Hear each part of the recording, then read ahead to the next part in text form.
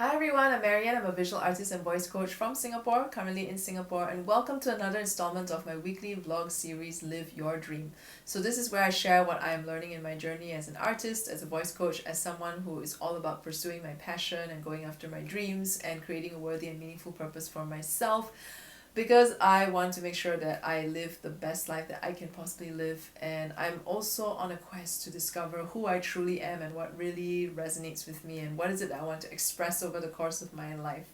So if you're someone who wants to pursue your dream and you're not sure how to get started, or you have started taking action but you're struggling because it's really not an easy journey, well, I'm here to share what I am learning so that it can motivate you and inspire you, encourage you to keep going in this journey. And at the very least, you know that every single week I will be here with a new vlog, and you know that you're not alone in this journey. Even if you don't know anyone else who's pursuing their dream, hey, there's me. Okay, so if you have any questions, feel free to ask them in the comments, or you can also directly message me through any one of my social media links, which are in the write-ups attached to these videos. So this past week, I started my 100-day illustration challenge, which is basically to create 100 artworks, illustrated artworks, as a way to develop a new series of work. But I would concurrently work on a few works at a time, and then, in order to make sure that I can publish one new artwork every single day on social media for 100 days. So this past week, I worked on 8 artworks over 7 days. And it took me a grand total of 40 hours. Okay, I am not kidding. I was shocked when I saw the number. So that's on average about 5 hours per artwork. And if you divide it over the 7 days of the week, it's about almost 6 hours a day of working on these artworks. To be honest, I feel tired. I feel a bit stretched, and I still have 90 plus more days to go. So it's like, oh my gosh, how am I going to get through this? But I'm not going to give up on that, because that's the goal I've set for myself, and I don't see it as, forwarding myself to actually make it less challenging. If anything, this is my chance to rise up to the challenge and, figure out how to make it work. So that's what leads me to today's topic, because one thing that I realized why those artworks took such a long time is because of my lack of impeccability. So what is impeccability? Well, impeccability in a nutshell basically means you do it once and you do it right, and you do it to the expected standard, whether it's something that you have set for yourself or whether it is something that someone else has set for you. But yeah, do it once, do it right to the expected standard. And if you were to apply impeccability and practice it in your life, it's going to save you a lot of time and energy and effort that would otherwise be wasted on making mistakes and having to go back and correct them. So how do we go about practicing impeccability in our lives? So there are 3 things that we want to pay attention to when it comes to practicing this principle. So the first thing is that you got to know what is the right sequence of things. So a lot of times we don't take time to really plan out what are we supposed to do, and we fear that, I'm very busy and I don't have enough time, and so we jump straight into whatever it is that we want to do, and we end up messing up the sequence of things because we were not clear about the outcome that we want to get. We're not clear about the sequence of tasks that we need to follow, and that's where we make mistakes, and that's where we miss out things, and then we have to go back and redo them. This is what I observed when I was working on my 8 artworks this week, is that I did not have a clear plan of how I was going to go about doing them. Like, I could have decided that, okay, I'm going to do this first, and then I'm going to do this other thing next, and then this third thing next, and run through that sequence a few times before actually executing them to see whether it makes sense. And there's another part of impeccability here also, which is when it comes to the planning stage, when it comes to you deciding on the sequence of tasks, can you be impeccable there as well and ensure that you do it once and you do it right? It might take a lot of practice to be able to get to that stage of doing it once and doing it right when it comes to your planning, because when you get more familiar with your task too, then that planning stage becomes easier. But it's really a practice. This is something that you're not going to get right immediately. It's something that we have to intentionally practice in our lives until we get used to it, until it becomes second nature to be able to do something impeccably and to plan out your sequence impeccably as well. So the second thing about impeccability is that you want to give things your 100% undivided focus attention.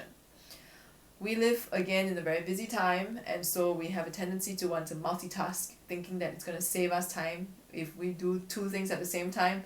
But a lot of studies have shown that people are actually less effective when they multitask. So when you do whatever it is that you need to do, once you have planned out your sequence and it's time to do step 1 and then step 2, step 3, don't get distracted by anything else. Like, remove all other forms of distraction, like turn your phone off if the task is not related to your phone. Focus on whatever it is that you need to do and give it your 100% undivided attention. Because when you give something your undivided attention, you could actually finish it a lot faster than if you were trying to multitask and complete two things at the same time. Time yourself when you are multitasking and time yourself when you just focus on that one task, and you will see that difference for yourself.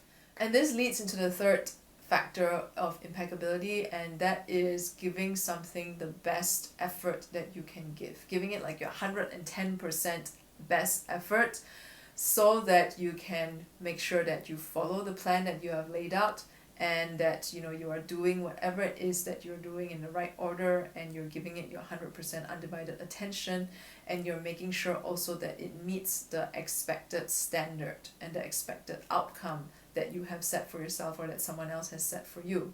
The way I see it is that if you're going to spend time doing something anyway, you might as well put in everything that you've got to do whatever that thing is. Like, your time is really precious and really limited, even though it may not feel that way and it may not seem that way sometimes.